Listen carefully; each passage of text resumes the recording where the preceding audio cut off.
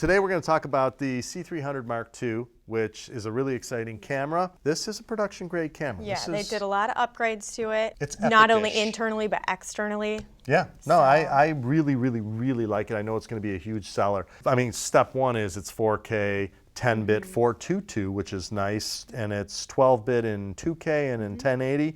Very impressive specs, where the first camera had unimpressive specs, yet was still hugely popular. It's not all about the numbers, though, because some people just like that look. I love that look, man. I've been a Canon user since the XL1, which is before you were born. So, yeah. Okay, so anyways, let's talk about some of the jacks and things on there. Some of the other thing, they added an extra SDI out, so that's nice. That. You don't have to clutter things up or do all the looping through. They kept the same AV unit, but you can get the audio separately now. You can just get an audio unit with 2 XLR inputs. That's kind of cool. I have always just wanted that. I mean, if it depends how small it is, but I mean the AV unit is kind of nice because sometimes I just want to do this and just see the menus and junk like that. It's easier than in an EVF or in the back. A nice small onboard monitor.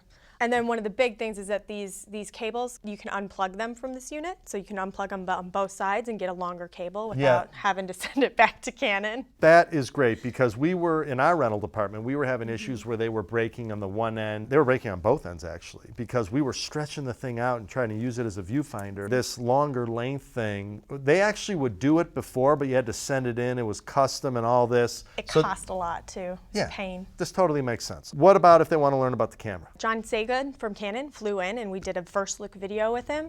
So it's just under half an hour, but gives you all of the specs and goes in detail with all the improvements that they've made to this camera and all of its capabilities. Yeah, if you want to learn about this camera, you got to watch that video. You do. John, he knows what he's talking about. He's a good guy. And he was honest. We grilled him at times, and he was just like, hey, I don't know.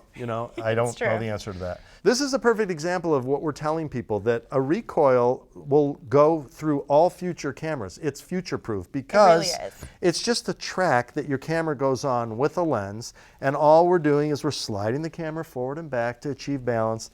And when you look at it, it's exactly what we usually say, where the camera meets the lens is about right here. It's just about right over your shoulder. If it's not, add something to the back. You want to send the camera forward, you want to send it back, you have the range. You do, and with the wide variety of lenses that people are using these days, you need that range. Yeah, you do. This is a very light lens. I mean, if we put a massive cinema lens on here, camera's going to move, back a little bit. And one thing to remember when you push the camera this far back on a recoil rig is that you do have to relocate the viewfinder. So this is a great camera to use the Gradical HD with, because you've got this super high quality viewfinder with a super high quality camera. Well, I mean, it's more than that. When you're trying to really do critical focus, now you need a critical view EVF, and that's what the Gradical is going to give you. Let's say you have a recoil and you have a half cage, you're good to go. This thing's done. Yeah, you are. You can certainly use like the Indy recoil or whatever recoil that you've got. But if you wanted to customize it, we did make a custom helmet. This attaches to the body with 4 screws, so it's a little bit more sturdy than the Canon helmet. Because their screws are all in a line like this, so the thing still does a bit of a tipping like this. Here, we've got those 3 screws and a 4th one back here. So now that helmet is rock solid. There's a couple of reasons why I would say it's nice to get the helmet. It's not that expensive. The main reason is this, that you have now the ability to adjust the handle so that, I can determine the balance of the camera on the base plate. Right. But when I'm holding the camera, I don't want it to tip this way or tip that way, so I need to be able to adjust the handle to achieve top balance. Exactly, and the Canon top handle does not move forward and backward. It has an even bigger problem than that. the problem is that it's bolted to the helmet. There was a little hiccup there in the thinking because you need a wrench to get it off, and not only do you need a wrench, you need the Allen one that's angled, and you have to do it the rough way, the sideways way.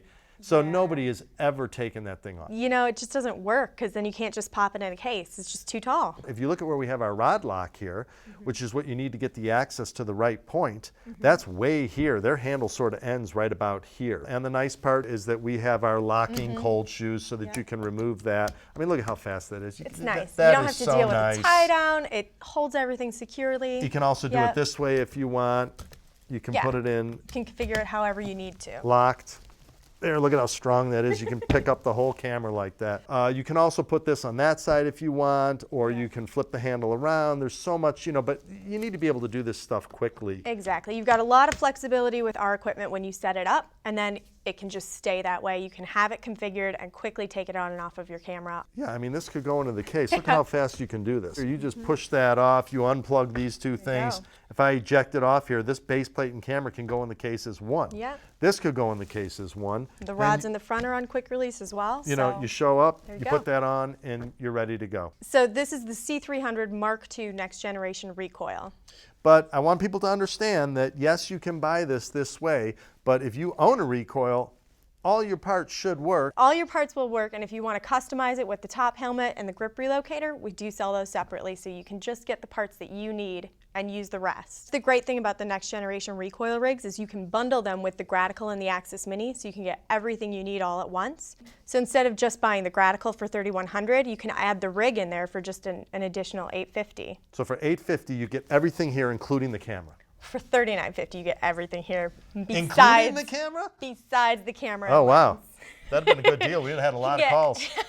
You get all the Zacuto products, except for the tripod plate. And if you already own a C300 Next Generation Recoil, the only difference is the helmet, which we're going to sell separately. So you can just get one piece and have a recoil rig for both of your cameras, or upgrade it for the C300 Mark II. Okay, so no big deal. Basically, it's like any other camera. It goes on your current recoil. You can get a recoil, but it's future-proof, like I've always talked about. It really is.